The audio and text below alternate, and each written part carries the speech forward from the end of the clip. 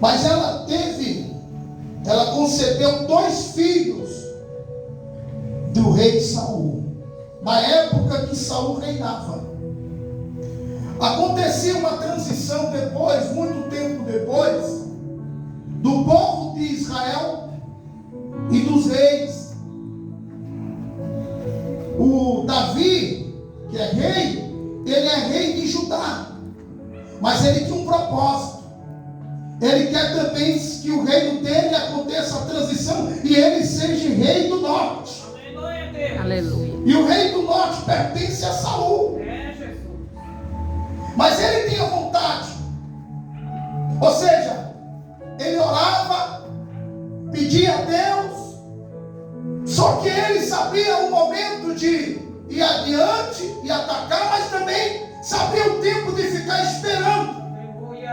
É Deus dizendo para você tem esperado algo há muito tempo. Aleluia. E tem colocado na presença de Deus. E Deus tem visto o teu choro, tem visto a tua dor, tem visto o teu desespero. E Ele está importado com isso. Ele também está preocupado com isso. E Deus também tem uma promessa agora para você. É uma profecia. Você não vai se arrepender por estar esperando. Você não vai se arrepender por esperar por Deus. Aleluia. Bem, essa mulher, o nome dela é Rispa.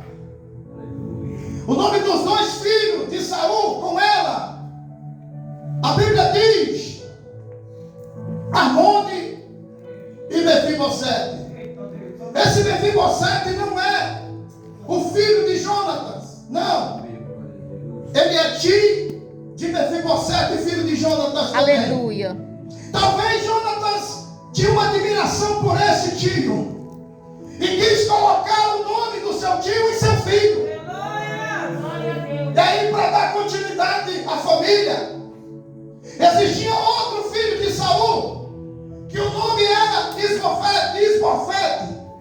Diz a palavra de Deus que esse ficou para reinar no lugar de Saul. Se nós olharmos, irmãos, naquela época, hoje não, mas na época, o nome fazia uso com sua vida, com seu cotidiano, tinha uma grande influência em seu futuro. O nome que você dava a seu filho diria o que queria ser no futuro. Tinha uma grande influência os nomes que eram dados.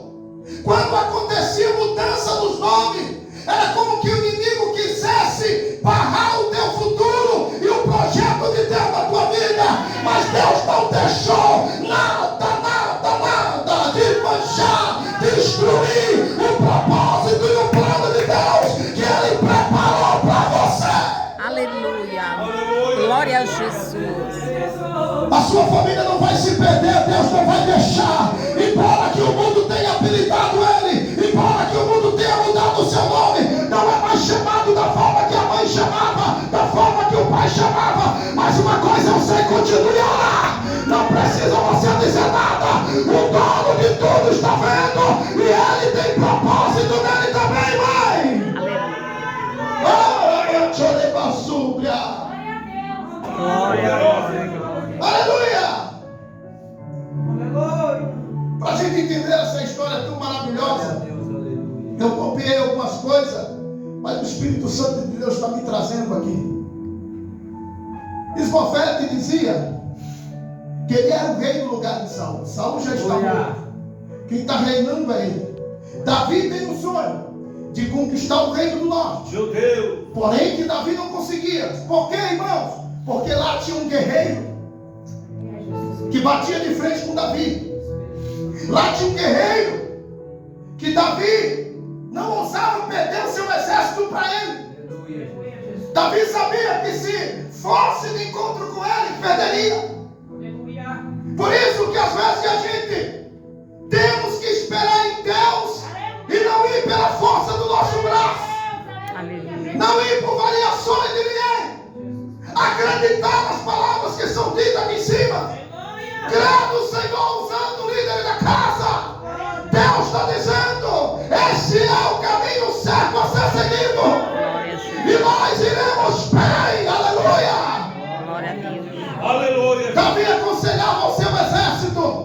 assim como o nosso pastor Marcelo nos aconselha, Davi fazia, ele cobria o seu exército. A vontade dos guerreiros era de sair e mostrar o tamanho do triunfo, da força que eles tinham e trazer honra para o Davi. Mas Davi dizia: não saiam. Aleluia. Porque vocês têm a força, a agilidade. Vocês têm a força, a agilidade, a esperteza. Vocês sabem isso, eu sei. Mas foi a mim que Deus deu a visão. Aleluia. Então a nossa liderança, o nosso pastor Marcelo tem a visão. E nós devemos ir nesta visão. Glória. A palavra de Deus diz que tinha um homem chamado Abner, um comandante, guerreiro, forte, nunca perdeu batalha. E essa era a luta de Davi. Era uma pedra de sapato de Davi. Davi tinha um sonho de conquistar aquele reino do norte. E aí concretizava a promessa que Deus falou para ele, que ele seria um rei consagrado e que ele dominaria os 4 cantos daquela terra. Só estava faltando essa transição. E ele queria que isso acontecesse. Então, Abner começou a se apaixonar por essa mulher chamada Rispa. Quando Isbofete soube, o rei, que o seu comandante supostamente estava se relacionando com Rispa, a concubina que foi da casa de seu pai, como ela era uma mulher de posição, uma mulher da corte, quem se envolvesse com ela, parecia que ia acontecer o quê? Um noitinho, uma traição. Estava se levantando, ele começou a pensar nisso. Aí eu entro com você, dizendo como que o nome influi na vida da pessoa naquele tempo. Diz que ele era um homem que suspeitava a tradução do seu nome. Homem que suspeita. Aí diz assim: homem que suspeita. A outra tradução diz: homem que humilha. Olha aí. Diz que Isbofete é homem que suspeita e homem que humilha.